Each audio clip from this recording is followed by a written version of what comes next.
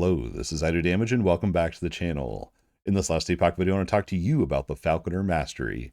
Falconer was recently revealed on Max Roll and will be released with patch 1.0 on February 21st, 2024. Last Epoch will finally be leaving early access on Steam, and I am super pumped. This video is going to be a deep dive into the Falconer Mastery and everything that I have dissected. I have over 9 pages of notes and different build opportunities and potentials that I can't wait to talk with you about in this video. I will have all the timestamps down below for the passives and each of the 5 new skills for the Falcon Mastery.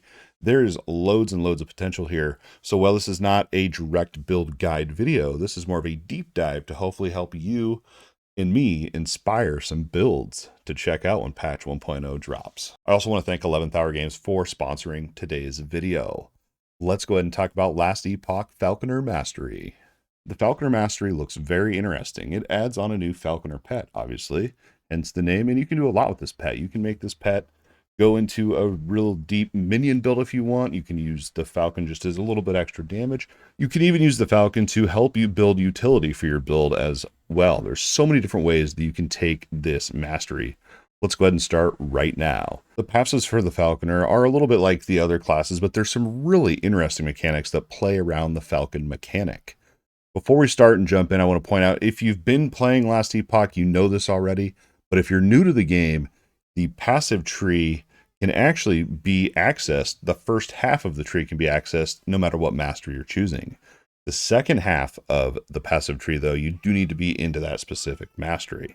The Falconer, it is worth mentioning, is a mastery of the rogue class. I think that's pretty obvious, but hey, now you know. The passive tree on the Falconer is pretty interesting, and I'm going to go ahead and point out a few of these kind of just basic nodes that you would kind of expect to see with most classes in the game. The first node here is obviously health and dodge. Dodge chance has a lot of mechanics and a lot of synergies that you're going to see throughout this video.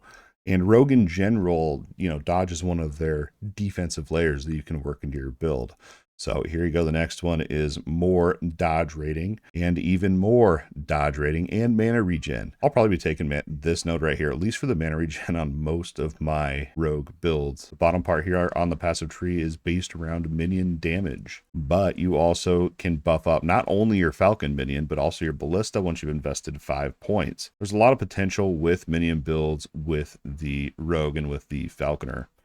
You also have a chance to gain Crimson Shroud whenever your Falcon or Ballista hits an enemy. Crimson Shroud is a buff that gives you a chance to bleed on hit as well as you take reduced damage from damage over time. So a little bit of offensive and defensive from that buff as well. You can come over here to Tactician and buff up your Falcon even more by giving it more melee damage, throwing damage, and also buffing up that Ballista. Now the Ballista and Falcon have a lot of interactions that we're going to talk about with some of the skills a little bit later on in the video, but I do want to stay focused here and continue talking about the passive skill tree. I want to go ahead and point out some really interesting offensive-based passive nodes. The very first one here is Ranger's Mark, and I wish I had access to this right now. I'm currently working on 3 marksman builds, and this would really be great to use with marksman. Remember, it's on the first half of the tree, so it would be accessible for a marksman rogue. But this one is called Ranger's Mark. This one is going to increase bow damage, and you also get a chance to buff your Falcon. What's really cool about this, though, is that buff for your Falcon, there is no stack limit. So if you are going with a lot of attack speed, you could really up those stacks and really buff up your Falcon's damage. In theory, again, a lot of this is in theory, and I really can't wait to actually try all this on patch 1.0. But another really interesting node on the tree is called Blast Radius. This will increase area for area skills. All the skills in the game, as you know, have tags on them, and area is a relatively new tag. I think it was added a few patches ago, I believe.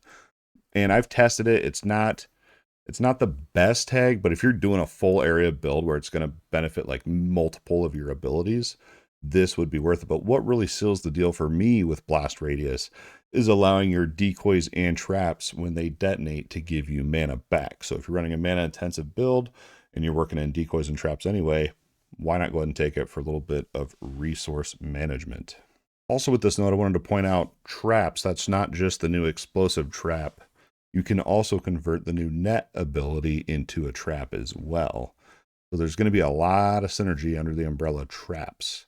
And then also over on Decoy, later on with Dive Bomb, you can actually use Dive Bomb to automatically explode Decoy. So you could just say, oh, I need mana, here we go. Assuming you have enough mana to use Dive Bomb, I guess, anyway. Another really interesting node here is called Strike Their Flank, and this one is at the very end of the passive skill tree, but it's still an option that you can get here.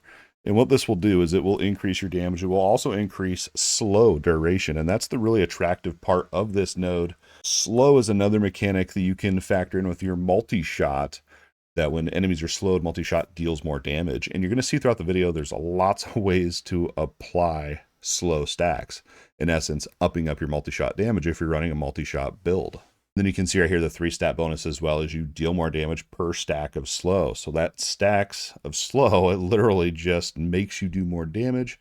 And it's just a great way to scale up that multi-shot ability. And on top of that, slow is a great utility as well because it helps CC the monsters as well and helps your kiting. We're going to see a little bit later in the video here that you can use Spear on the marksman to do some really interesting things. And the first one that I want to talk about here is this Expert Duelist passive node. This will increase your damage with melee two-handed weapon, which is great, but really what drives this home is going to be your melee damage per 10 dex with Spear. And your very first mastery bonus is you get 12 extra dexterity just for being a Falconer. And you also get the mastery bonus, you also get +1 Falcon melee damage for each 4 dexterity. But yeah, this node's really great if you're going to pick up the spear and kind of do the spear gimmick that we're going to talk about a little bit later in the video. On to some defensive nodes here on the passive tree that you're going to want to work in. Again, remember on last Epoch, resistances and crit avoidance is never enough. You need to layer in a few more defensive options as well. And that's why I want to point it out to you so that you can help plan out your Falconer for patch 1.0. The very first one is called Deflect and Weave. What this is going to do is give you additional block chance and also a chance to receive a glancing blow. And also whenever you block or receive a glancing blow, you gain health. The health is nice, but what's really nice about this is that glancing blow. And also, once you invest 5 points, it converts all block chance into more glancing blow. Glancing blow is really great, and what it does is you have a chance that when you're hit to take less damage. Glancing blow is a great defensive layer for the rogue. You can also pick up, and this is later on in the skill tree, so remember you'd have to be a Falconer to pick this up as well. You can also pick up Poise. This just gives you more glancing blow chance, but what's really cool about this node is once you have 5 points invested, you have double the glancing blow chance if you have not been hit recently. So think about it. You're playing a marksman, you're ranged, you're kiting, hopefully not getting hit all that much, so you're going to have this buff up quite a bit. And then if you do happen to get hit, you continue to kite, you're not hit recently, you regain that double the chance for the glancing blow. I think this would be a really good defensive layer, especially for those ranged marksman or Falconer classes. Again, this node you would have to be a Falconer though. Another nice little defensive node that gives you a little bit of leech here is called Relentless Talons. And this will give you increased damage, but it also gives you increased minion damage. So not just your Falcon, but all of your minions, which would be really great if you're doing a minion build. But the best part here is a portion of your Falcon's damage is leached as health, and this is based off of your dexterity. Again, this probably isn't going to be the most overpowered defensive node here, but leech is a great tool to use, and it's actually one of my favorite layers of defense, is leeching health. Another cool defensive node is over here. It's this Stymphalian Feathers. Hopefully I'm pronouncing that correctly. What it's going to do is it gives you armor per 2 dexterity. But again, the interesting part is the bonus here. Once you have 4 points in here, whenever your Falcon hits an enemy, you have increased armor. So I could see that being great to help out, get your armor up there and maybe even free up some affix slots in your gear so you can get some better implicits and not have to stress about pumping out those high armor implicit items. Now, if you're going to be doing a on-hit build, aka not a damage over time build, but like just a hit and a crit build, a really nice node you could pick up here is to gain health on crit, which isn't all that impressive. But what's really cool about this one is the crit avoidance. This could free up an entire affix slot on one of your pieces of gear, and that's pretty huge, at least for me anyway. And then the bonus point here is your minions gain additional crit multiplier per 2 of your uncapped critical strike avoidance. I probably wouldn't benefit from that because I like to cap my critical strike avoidance, but I would probably take this node just to get that 35%. I guess it is a 7-point investment though. So you're only getting 5% per point. So it may not be 100% worth, but I thought it's worth pointing out. Now on the opposite end of things here, if you are doing a damage over time build, you should pick up Sky Assassin. This is going to increase your damage over time, but it's also going to allow a portion of your bleed and poison on hit chance to be applied to your Falcon. So not only are you over there applying stacks of poison or bleed, whatever it is, so is your Falcon, your best buddy. You can be like damage over time partners in crime or something like that. I didn't even mean to make that rhyme. Back to the passive tree though, Falconer. The other thing I wanted to note here on the Sky Assassin before I got distracted by rhyming is the poison chance is cool, but if you can also make it so that your Falcons hit more with their Falcon strikes, which we will get to all the skills, I do promise. But by doing that, you're getting even more stacks of poison and bleed. So it's pretty great. Let's go ahead and talk about haste a little bit. Haste is really just movement speed. But I mean, this could really help you out with speeding up those map clear times, obviously. But there's a lot of ways to work haste into your Falconer build. Like you're going to see a lot of the slow and haste and obviously damage over time. You're going to see a lot of different synergies with each of those keywords. But for haste, there's 2 nodes you can pick up. You can have a chance to gain haste for 2 seconds when your Falcon hits an enemy. And then also what's really cool about haste is it's not just movement speed, but if you pick up this node, you actually get more damage with the haste buff active. On top of that, here at the end of the passive skill tree, you can get an increased haste effect, and you can also increase the haste duration, so you don't need to worry about refreshing it as frequently. And of course, if you invest 4 points, you can also get an extra potion slot, which is pretty cool as well. The last thing I want to point out here with the passive skill tree for the Falconer is just the amount of dodge nodes that are on this thing. You can get so much dodge. There's like 6 nodes that give you more dodge for your rogue. It's, I think, going to be a really great layer of defense and an easy way to kind of help out with your survivability is by picking up all these dodge nodes. Dodge is not only useful for survivability, but it also can proc call traps later on that we'll talk about here in the video with some of the other skills. And I believe there's even dodge mechanics that tie into some unique items in the game as well. So dodge is a really important mechanic in Last Epoch. That was a lot of information I just threw at you about the Falcon passive skill tree. And as I mentioned, this is going to be a longer video. I have spent countless hours studying and taking notes and just thinking of all the different build opportunities with the Falconer. And so I really sincerely want to thank you for your time so far in watching the video, and hopefully you're enjoying it. We're going to go ahead and keep talking. We're going to get through all the skills the Falconer has to offer. The very first skill we're going to talk about is Falconry. There's a lot of options with this skill, and even all the skills have a lot of options, so we're going to break it all down. Falconry is what allows you to actually summon your Falcon, but once your Falcon's out, it can also be an active ability as well, similar to if you've played the Beastmaster. It kind of works in a similar way. So once your Falcon is out, you can use it to use the skill called Falcon Strikes. Falcon Strikes will command your pet to attack rapidly in the target area, and you can do a lot with this skill as well, make it do all sorts of different things. The tags on the skill are Minion, Companion, and Dexterity. In the minion tag, so if you want to scale the actual damage of the thing, you can do minion damage. But if you can find minion physical and minion melee damage as well, that'll help up your Falconer's damage as well. The best part of the Falcon in general, though, is this pet can't take any damage, so you don't need to worry about those minion stats for minion health, minion armor, stuff like that. The bird can't even be hit, so it's just literally just there to help you out. It's so awesome, so awesome. Game changer, honestly. There's a lot of different things you can do with Falconry. You can buff up the damage on it, obviously. You can also get some buffs for yourself, and it also provides some utility. Let's go ahead and break it all down for you. So here in the very top middle, you can get a little bit of cooldown reduction as well as a reset of the cooldown, but that does increase the mana cost. The skill by default does cost 48 mana, so if you want to be able to reset the cooldown by using a Falconer's Mark, which we'll talk about, it's going to cost an extra 35 mana. Falconer's Mark is a pretty big mechanic with the skill that you don't have to take this. You can spec into this if you want to, though. What Falconer's Mark is whenever the Falcon hits an enemy with Falcon Strikes, it marks them. Your next hit against that marked target will deal more damage and consume the mark.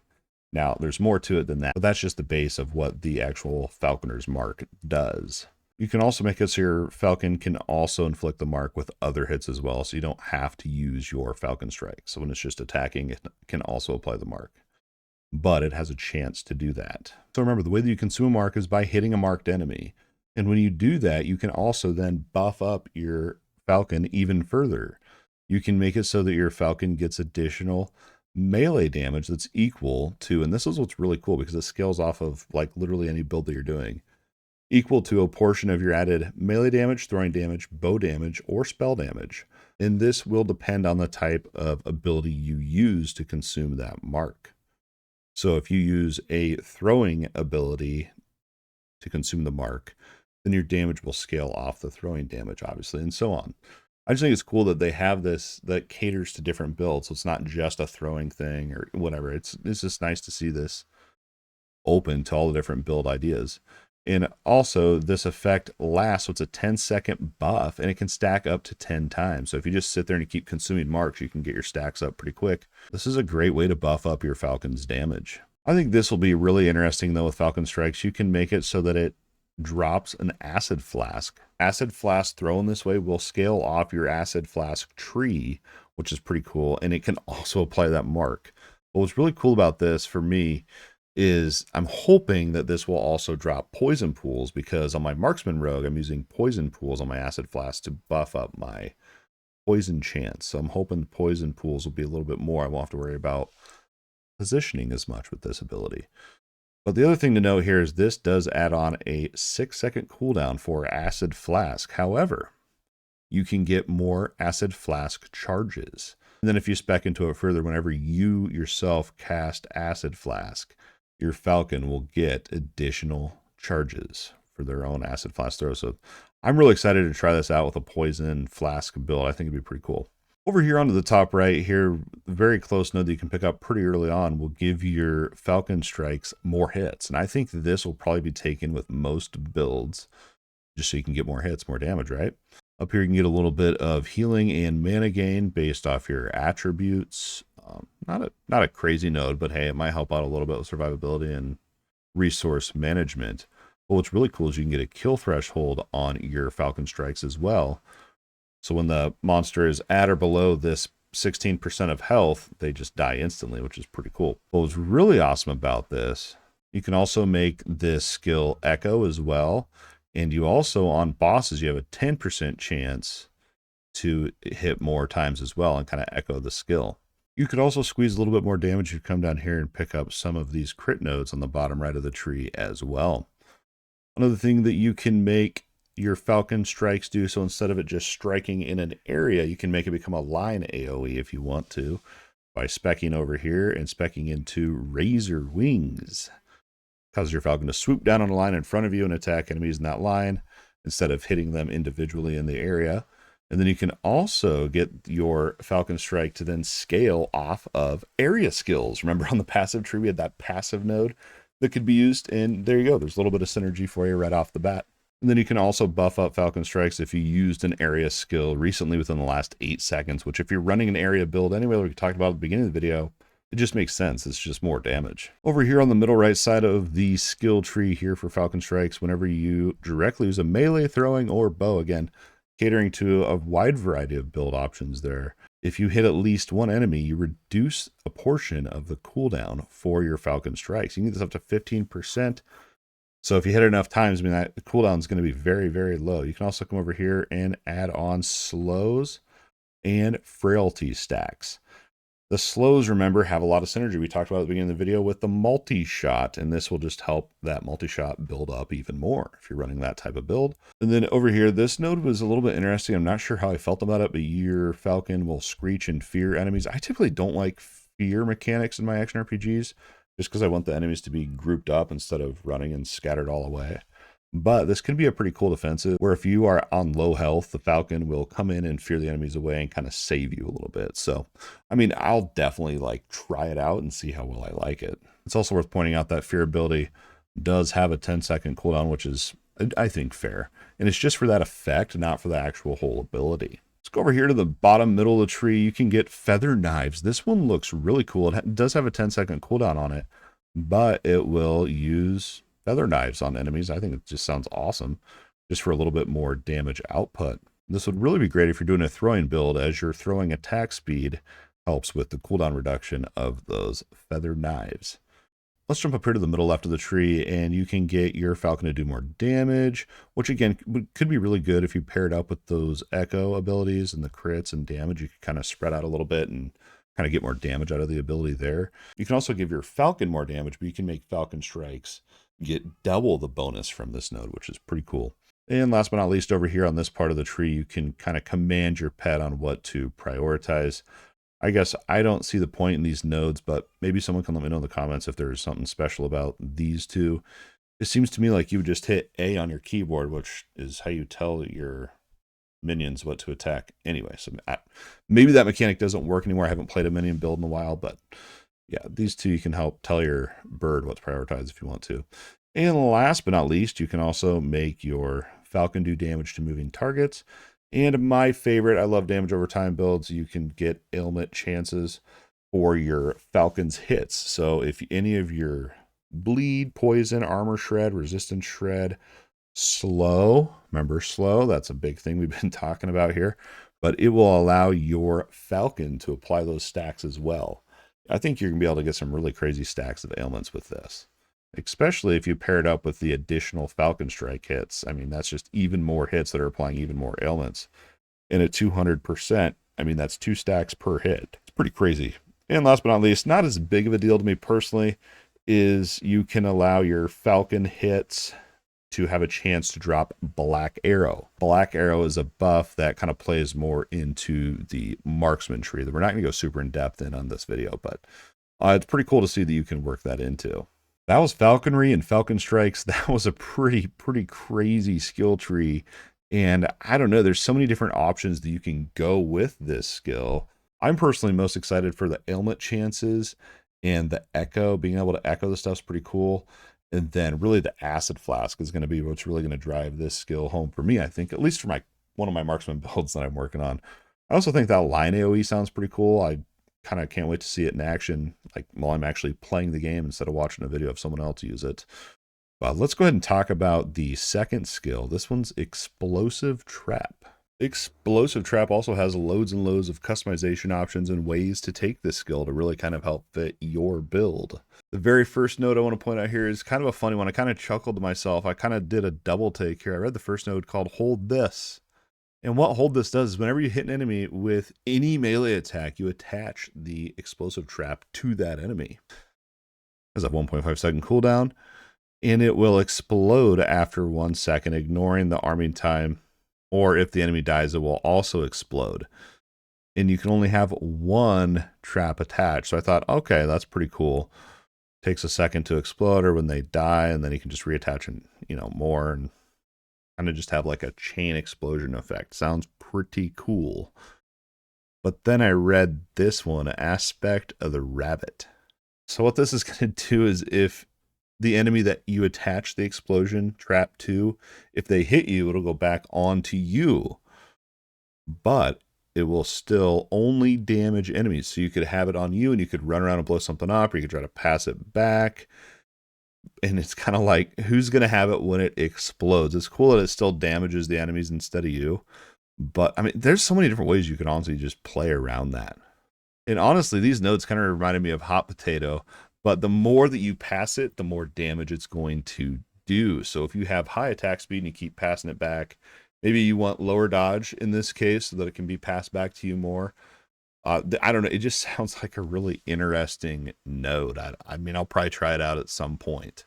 So while you're going up to the Hot Potato node, you can also get more damage and fire resistance. I guess it's worth pointing out the tags on Explosive Trap by default are fire throwing and dexterity.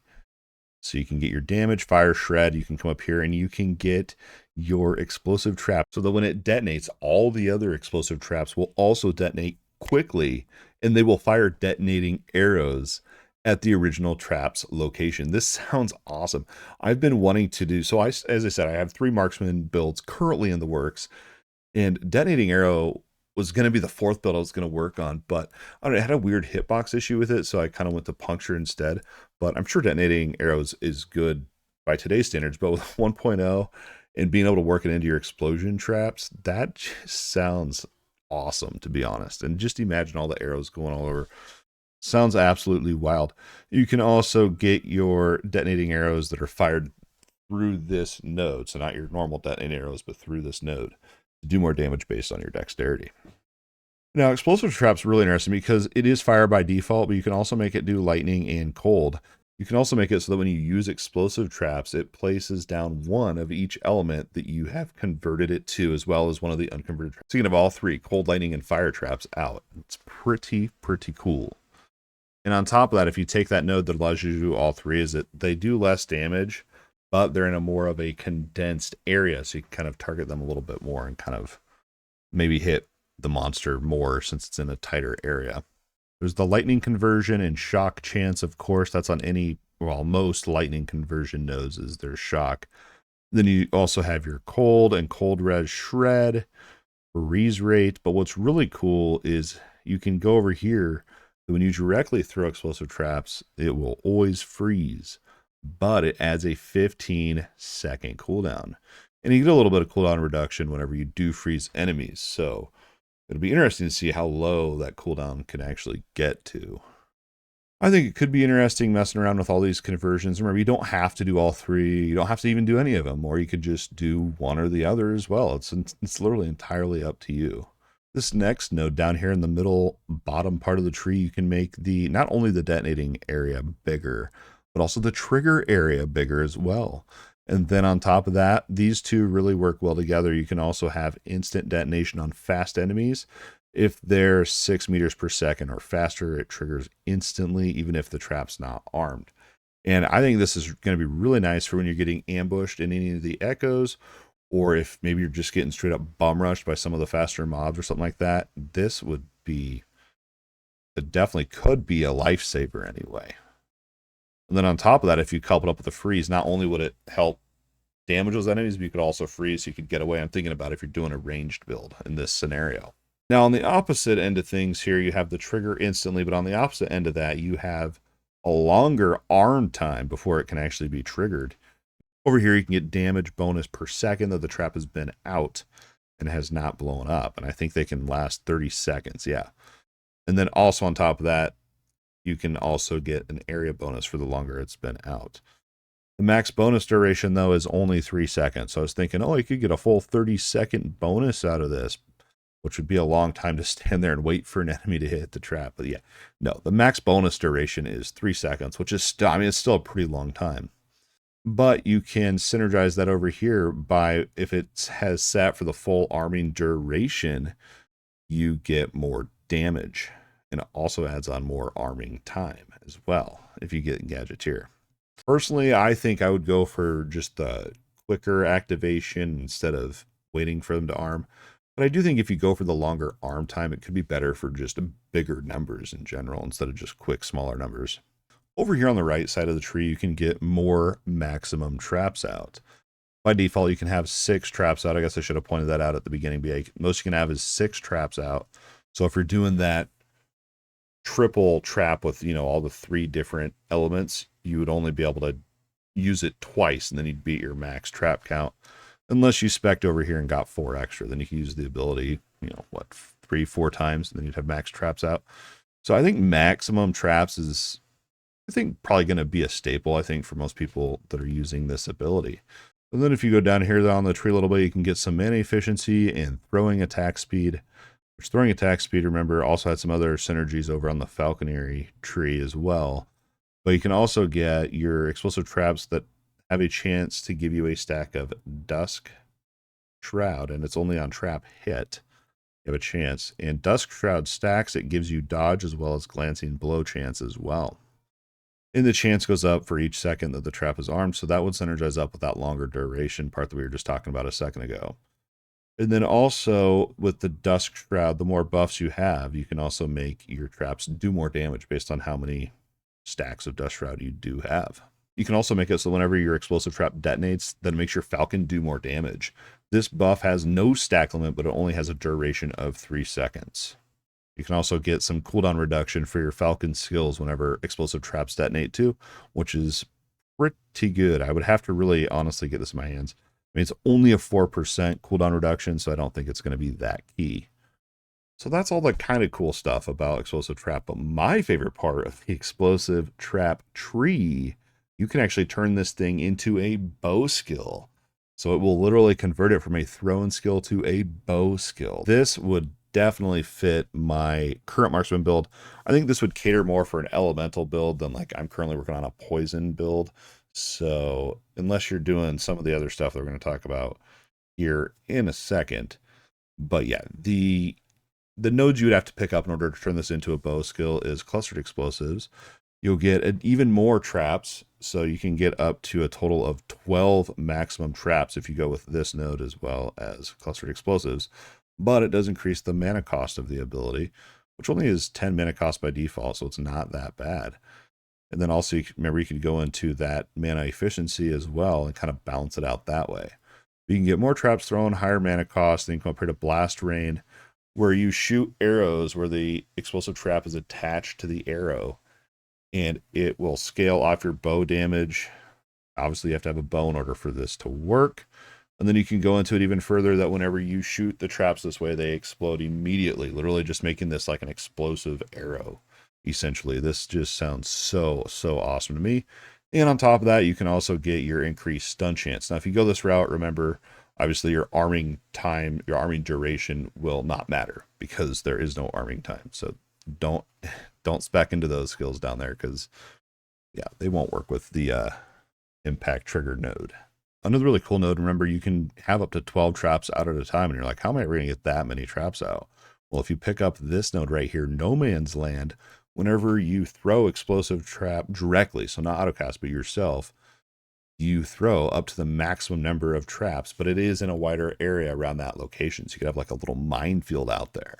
This could be awesome for large packs of enemies. It also will deal more damage per maximum traps, but it has a cooldown of 12 seconds and costs more mana per maximum trap. So this would be a really big type of spender and a longer cooldown. I feel like that this wouldn't make it a main attack. This would be just a nice little utility to have a little bit extra damage output.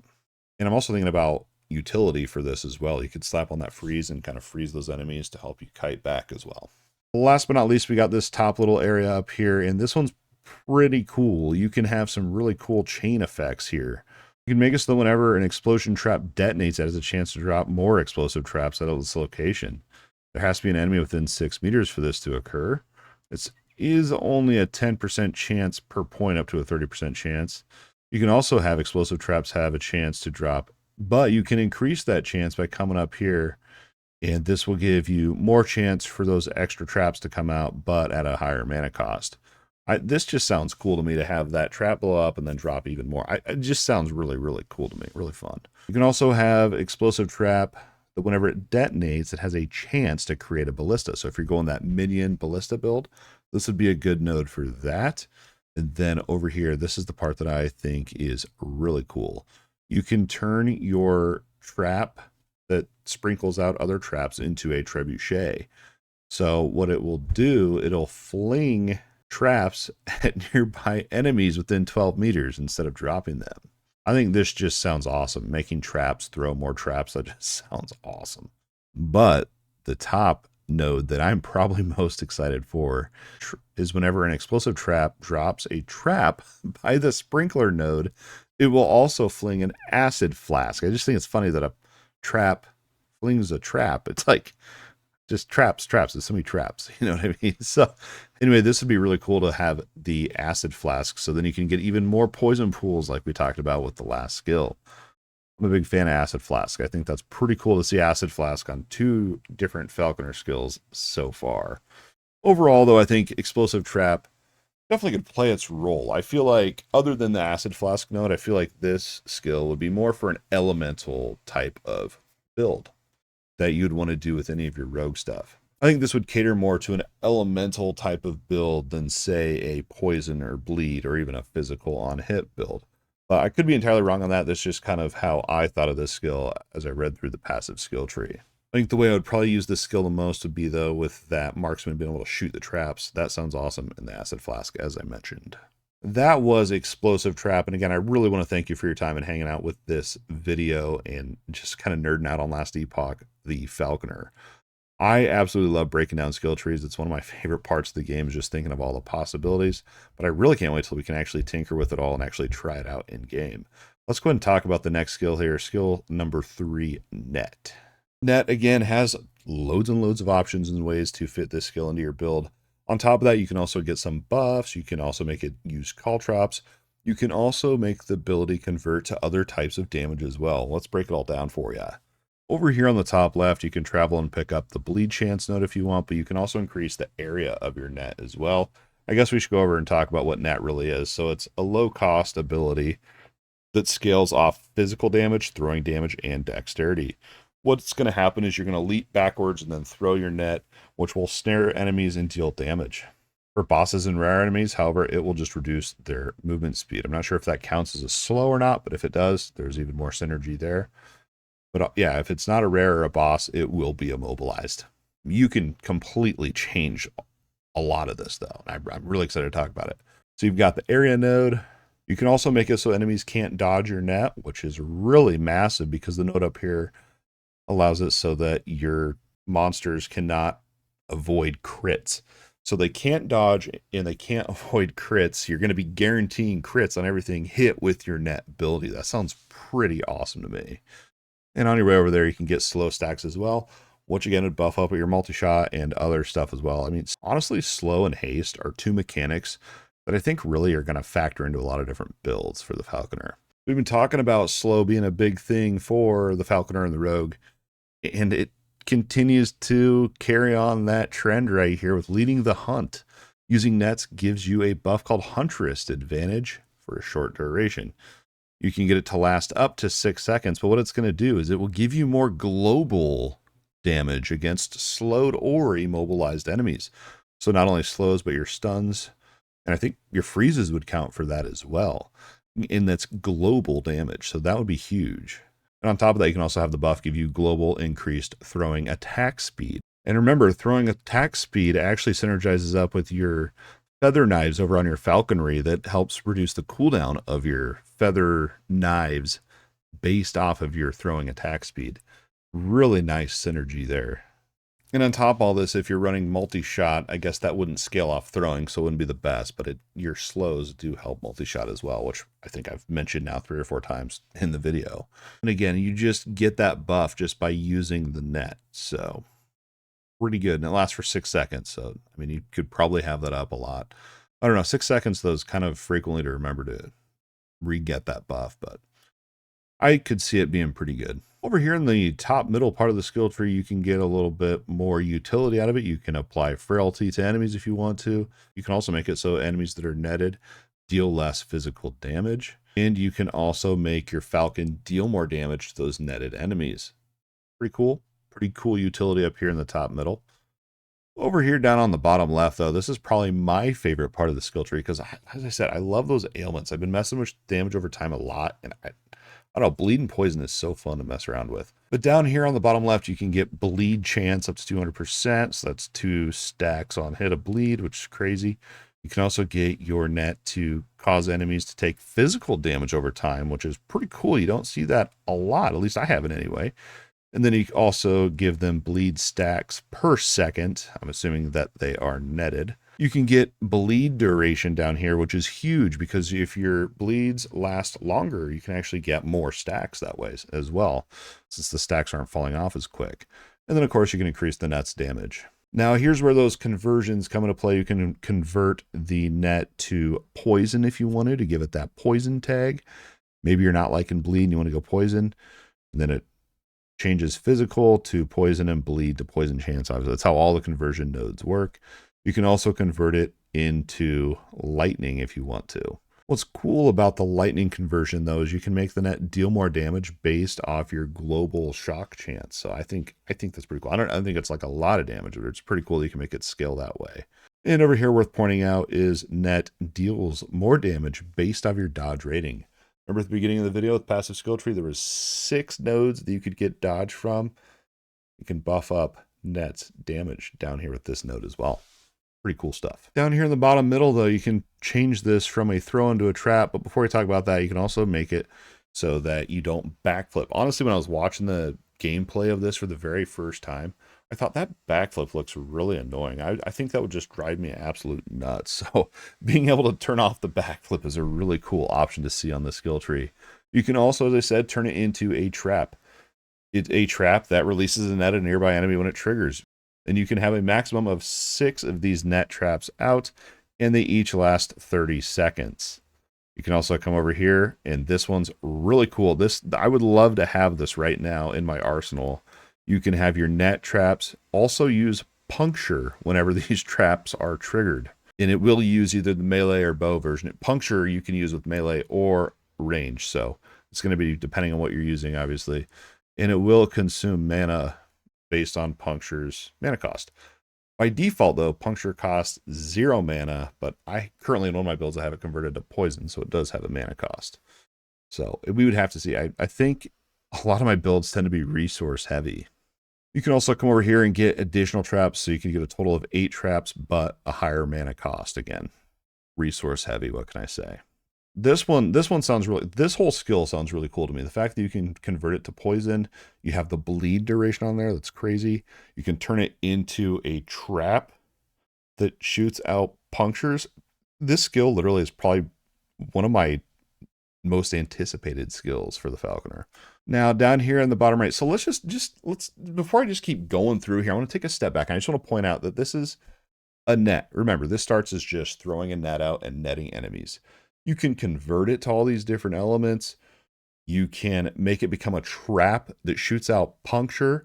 And on top of that, you can make this thing drop caltrops, which is that's a whole new thing in last. I don't think there's caltrops in the game yet until this. It's crazy how much diversity this skill has.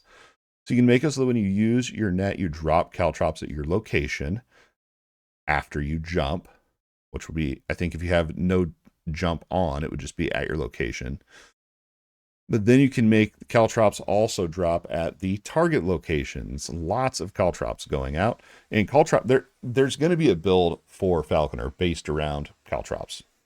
Wait and see. I guarantee it will happen.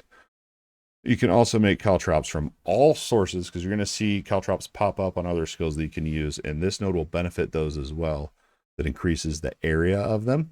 And you can also increase the crit chance based off of your slow chance. I'm telling you, there's slow, haste, dodge, the 3 main mechanics of this entire mastery. It's really crazy. So you get caltrops crit chance per 10% slow. And it is only 1, but it is plus, not increased. So that's pretty big. You can make a massive crit build. I mean, I'm just thinking right now of a massive crit build with caltrops. There's so many different options, so many different builds you can do with this. All right, over here on the right side of the skill tree for net, you can make this thing last longer, which would be, I mean, that's awesome. More damage over time, more everything. You can increase the duration. You can also make it so that you jump further when you use net, which I obviously would not be a fan of. You can also make it so that you jump forwards when you use the net. Now, there is a little bit of a gimmick with this skill that we'll see where you can turn it into a traversal skill. Before we talk about, though, I want to point out the Into the Shadows, that whenever you use net, you throw a smoke bomb after you jump. Smoke bomb comes into play a little bit later too, but not as much as some of the other mechanics we've been talking about.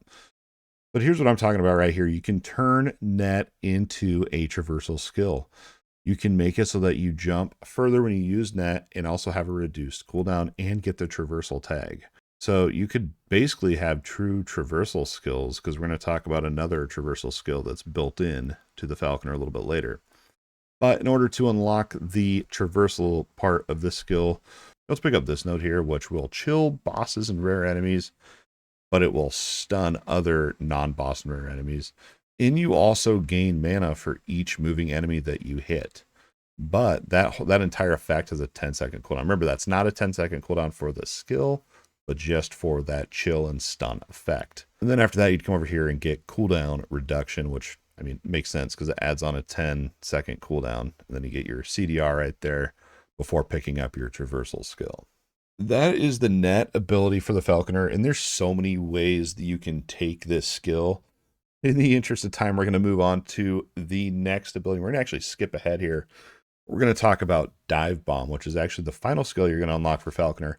but you'll see why I'm doing it in this order here in a little bit. So dive bomb. Dive bomb is going to make your Falconer go up and then literally dive bomb the ground, dealing high amounts of physical damage to enemies in the area. It does have a 7-second cooldown, 20-second mana cost by default. Remember, any of this could change post-launch as well. But the tags on this are physical damage, minion damage, and dexterity. If you go straight up here in the top middle, you can get a cooldown reduction for this ability. Remember, I mentioned 7 seconds, kind of long. You can reduce that by 40%. You can also get even more cooldown reduction that whenever you use a throwing or bow attack and hit at least one enemy, it will give you more cooldown reduction for your dive bomb. You can also add on an ability here to your dive bomb called Featherfall. What this is going to be is before the Falcon dives, it will use Featherfall that causes razor sharp feathers to strike enemies in an area. And keep in mind when we talk a little bit later about Shadow Falcons, they cannot use this ability, but sorry, it means it'd be cool to have just that little bit of an extra ability. And on top of that, what really drives the Featherfall ability home is you can get Armor Shred, which is great if you're doing a physical build, a hit build, one of the high crit builds we've talked about. This would be definitely worth taking just to kind of buff up your damage a little bit. And over here, you're gonna notice a trend here. A lot of the skills give you a buff that you can maintain or interact with in different ways, and it's no different over here on Dive Bomb. You can get a buff called Talon Blades. It lasts for 18 seconds. What the buff does is it'll give you crit chance and crit multiplier. Remember, crit multiplier is actually going to increase the damage your crits deal. And all of your Talon Blade stacks are lost if you use Dive Bomb again. So you're going to want to get as many stacks as possible in one Dive Bomb, right? You can go over here and you can move faster. We have at least 5 stacks of Talon Blades. And also you can have it that if Dive Bomb hits your explosive traps, they will instantly explode, dealing more damage in a larger area because the impact from that dive makes it do more damage and in a bigger area. It's pretty cool. Honestly, it's pretty cool. And then also, whenever you detonate an explosive trap from the Dive Bomb, you will get another stack of that Talon Blade. Pretty cool little thing there. And the way they allow you to get more stacks is that your Featherfall hits grant you Talon Blades as well. It's not just Dive Bomb. Pretty cool buff if you ask me. Let's go ahead and talk a little bit more about the crit vulnerability you can get here from Dive Bomb. Pretty cool. Get your crits do more damage, and guess what? You can get more slow stacks. You can also increase Dive Bomb's area, which could affect even more slows, assuming there's more enemies in that area. Slow, I'm telling you, I've mentioned it many times, is one of the main mechanics here. You can also pick up some physical shred here as well, which is pretty cool. You can also get those Crimson Shroud stacks we talked a little bit earlier. And then you can also make Dive Bomb hits deal more damage based on how many bleeds, which remember, on the net ability with all the different bleeds you could get would help buff up your Dive Bomb damage. And it also takes all of those bleed stacks and deals the damage immediately, which is pretty cool. And it's not just the bleeds you inflict, but also your Falcon. I could see, the bleed synergy here is crazy. There's so many different builds. As I'm making this video, I'm thinking of even more builds. I'm trying to stay focused best I can in this Falconer deep dive video. Really, I hope you are enjoying the video. Let's go ahead and keep going here. So if you go down here towards the middle, this is really cool. You can actually make it so that if you're using a spear, that this turns into a traversal skill and becomes a leap ability. This sounds so awesome to me. And remember earlier on in the passive tree, we pointed out one of the two-handed nodes, and I mentioned for spear, this would be the other part of that. It allows you to jump, leap, dive. It just sounds awesome. You can also increase the damage and reduce the delay of the dive. I don't know how long the delay is on this thing. Maybe it says somewhere and I missed it, but this reduces the delay so it just hits faster and does more damage. You can also make the thing do more damage and have a longer stun duration, but a longer cooldown comes along with that. You can make the stun last longer, do more damage, but an even longer cooldown. But along with that big cooldown, you can get cooldown reduction from whenever your Falcon or you stuns an enemy. Stun, we've seen that all over the place. We see the writings on the wall. It's just absolutely crazy how much synergy exists with the Falconer. The downside of this, though, is this effect can only occur twice per second, which, it's still pretty good. 20% cooldown reduction, so every second you get 40. So what, 2.5 seconds you've reset the cooldown? That's pretty good if you ask me, especially if you have high stun chance. You can get it down to about a 2.5 second cooldown, if my math is correct. And on top of that, that would be a great way to CC and stun enemies. and even more damage. I like this bottom middle part of the tree. Actually, sounds pretty cool. Bottom right over here, you can get the Shadow Falcon. Remember, we talked over here about Feather Fall. These do not affect your Shadow Falcons, but Shadow Falcons, go ahead and talk about it anyway. This is going to be really good if you're doing an Umbral Blade build. Not only that, but this is also really good if you're doing a shadow build with your rogue as well. So Dive Bomb will create a Shadow Falcon to strike the location of your own shadows, and it will prioritize your shadows nearest to the target. But the Shadow Falcons deal less damage than the real Falcon. Now, the number of, you can only have as many Shadow Falcons as you have shadows of your own. So this, again, really is good if you're doing a shadow build. And I mentioned Umbral Blades. Your Shadow Falcon will deal more damage per Umbral Blade that you have on the ground. The way Umbral Blades work is you throw them out, and then you can recall them. So if you're taking this node to buff up your Shadow Falcon's damage, you're going to want to throw out your Umbral Blades, use this ability, use your Dive Bomb, and then recall your Umbral Blades to get the maximum amount of damage. I think it's pretty cool that they have that little bit of synergy in there, and kind of, and almost like a skill requirement, right? You have to like think, like, instead of just button mashing, like throw blades, okay, Dive Bomb, now recall. It's kind of cool to have that in here. You can also get Dust Crowd, and what's really cool, probably one of my favorite nodes on this thing is if you have your Smoke Bomb out, and if your Shadow Falcons land in that Smoke Bomb, there will be a delay, and they'll dive again at the nearest enemy to deal damage again. Pretty cool, another little skill echo there. And then over here, this one seems pretty cool. It seems like you can have a Shadow Falcon and then your normal Falcon that's used during this. Pretty cool little node here. I really can't wait to try this whole, kind of makes me want to try a whole Umbral Blade now. Over here in the middle right part of the tree, you can get bleed stacks, which again is going to synergize up with all the bleeds that we've been talking about. You can also get ailment damage per increased stun chance. So if you're doing a lot of stun builds, you're going to probably want to couple it up with damage over time as well. You can also get the dual wield perk here. So again, this wouldn't work if you're doing the spear thing we were talking about, but it's nice to have options for different builds here.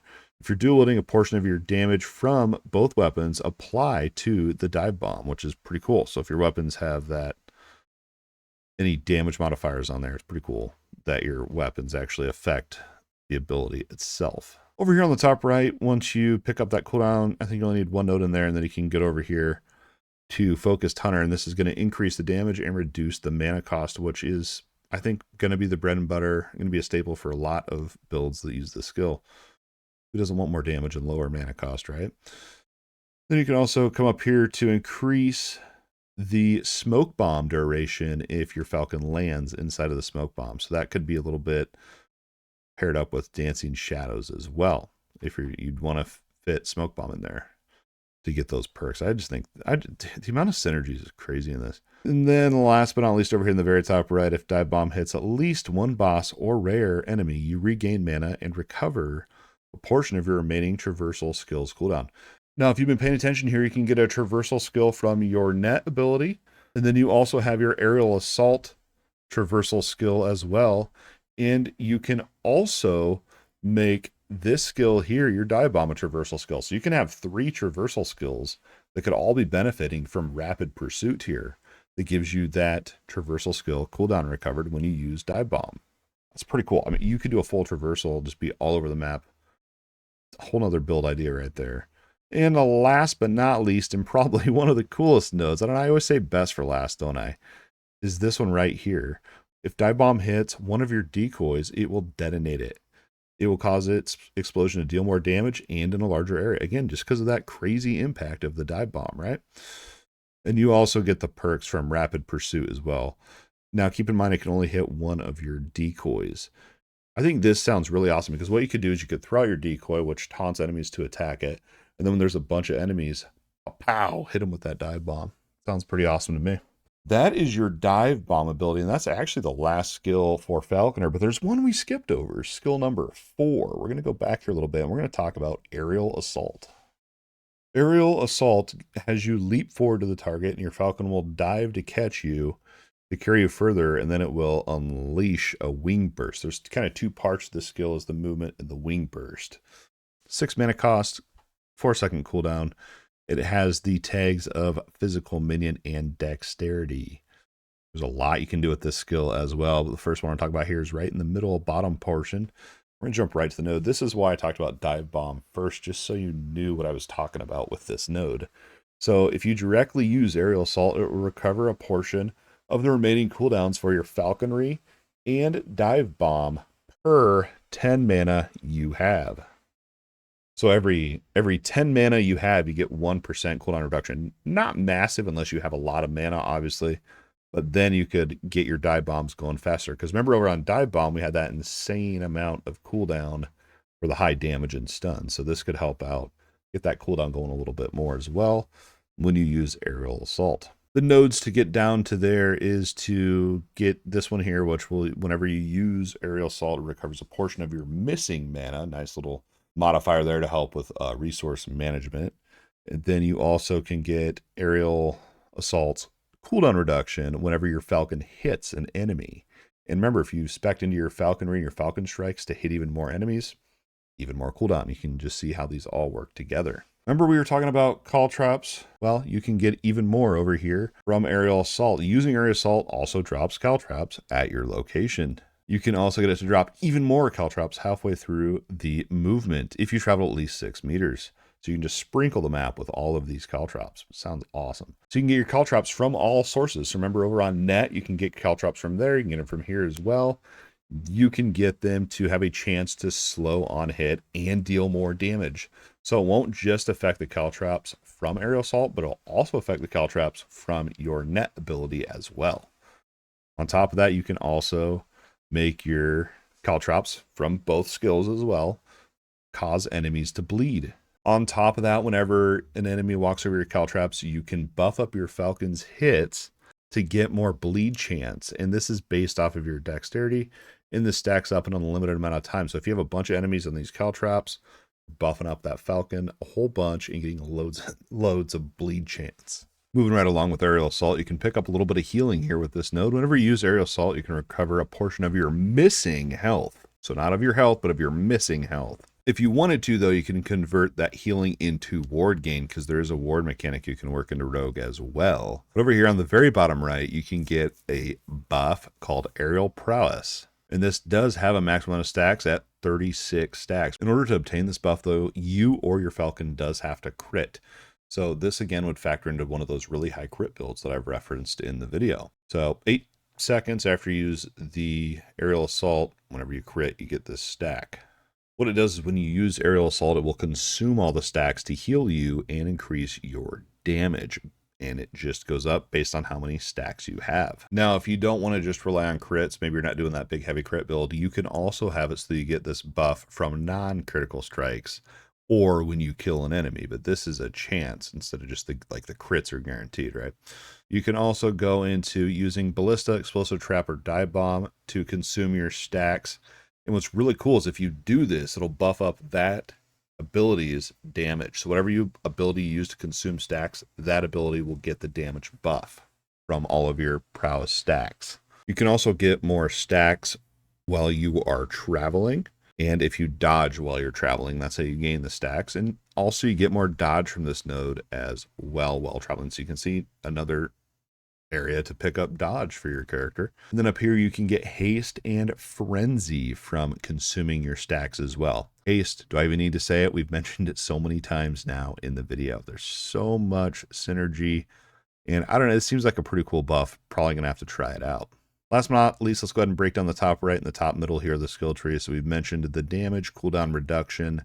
You can also get a portion of your added increased and more throwing damage will apply to wing burst. You can also get your wing burst to include a few umbral blades. Remember, we also had umbral blades synergy over on the dive bomb as well. You can also get your umbral blades that are cast from the Twilight Strike node to inflict shadow daggers as well, which is a guaranteed crit, so even more damage you can squeeze out of the ability there. All right, we're about through this skill tree. The top right one up here has a couple interesting nodes to point out. The very first one kind of helps out if you're doing a shadow build. If you have less than 3 shadows and wing burst kills an enemy, you have a chance to create a shadow here, so that'll kind of help out with shadow generation. You also have ambush, which will deal more damage to enemies on high health, which is all right, but you can make this even better, and this will probably be one of the nodes I take for whenever I'm running this skill. So the damage bonus from ambush will always apply against bosses and rare enemies. Doesn't matter how much health they have. This could be really good, especially if you're in echoes and you have a bunch of high health modifiers. This could help burn down that as well, obviously. You can also make wing burst deal damage in a larger area. I mean, I think increased area is like on almost all of these skills that we've talked about. You can increase the travel speed with this ability as well, which is pretty cool. You can apply frailty with wing burst. And last but not least, after landing, you can make it so all of your ballistas prioritize the targets around you. Not only that, but they deal more damage based off intelligence, and they also gain attack speed. I think this node sounds really cool. So when you land, all your ballistas just go machine gun on them. They just have so much attack speed to burn down those monsters around there.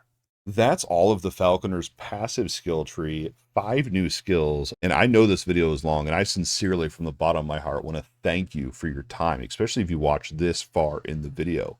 It means the absolute world, and I really hope that you've enjoyed my perspective on the Falconer and everything that this mastery will bring to the table. Before we end the video, though, I want to just point out rapid fire a couple different build ideas, and we're not going to go in depth. These are just very early concepts that perhaps in the future we will theory craft, or perhaps I'll wait till the Falconer's out and I can actually make proper build guides for you, as we are trying to build up our last Epoch build codex for everyone to enjoy. A couple different build options I thought of was the Puncture Marksman, especially with your net traps being able to cast Puncture. That sounds really awesome. You can do a full minion build, I think, with Falconer as well. I mean, the base of the mastery is that you have a Falcon minion, so it just makes sense, right? You could also do a throwing build with so many different skills and some of the traps counting as throwing abilities. There's loads of potential there for a throwing build. I may even try a spear build just to try that traversal leap ability, or a one-handed high dodge chance to help benefit caltrops more. We're definitely going to be working dodge into a lot of our builds here with Rogue. And haste and slow have me interested as well. I know we mentioned those 2 mechanics a lot in this video, and I'm really interested to see what we can use to really get the Falconer to its full potential, and to see if the haste and slow mechanics really benefit the build as much as I'm thinking they will. At the end of the day, the Falconer has a lot that it's bringing to the table, and it's surely going to change up the game for a lot of people. This mastery, I think, is going to be crazy. I think the gameplay is going to be very fast-paced compared to what we've seen with other masteries in Last Epoch over the years. There's loads to play around with and tinker with the mastery, which honestly is my favorite part of Last Epoch. Sure, I like to push builds to its absolute limit, but honestly, my all-time favorite part of Last Epoch is theory crafting builds, trying all the different combinations out, and seeing what works. That's my all-time favorite part of Last Epoch, is just creating builds. Once I find a build that I really love and I'm addicted to, then we'll push it further into the end game. That's why you can expect to see build guides, leveling build guides, pre-end game build guides, and late end game build guides. I plan to have all these broken up for you so you know what the build will offer. I really hope you enjoyed this Falconer deep dive for Last Epoch. I really had a blast breaking down everything the Falconer has to offer and talking about it with you today. Don't forget, Last Epoch patch 1.0 and the Falconer does come out on February 21st. And you can purchase pre-order packs with some special goodies in there as well. You have the Standard Edition, the Deluxe Edition, and the Ultimate Edition. You can pick all of these up over at my Nexus game store. I'll have a link down below to my Nexus game store, which does help support the channel so I can continue flowing out all the content for your eyeballs and ear holes. I'll have the link where you can pre-order the game in the description below. That's going to wrap it up for this Last Epoch Falconer deep dive video. I hope you found this video useful and or entertaining. If so, don't forget that like button and subscribe to the channel for more action RPG videos. Best way to support me is through joining the channel and becoming a YouTube channel member today, and or leaving a super thanks on the video. Your view alone means the absolute world as always. Thanks for watching, and we'll see you in the next video.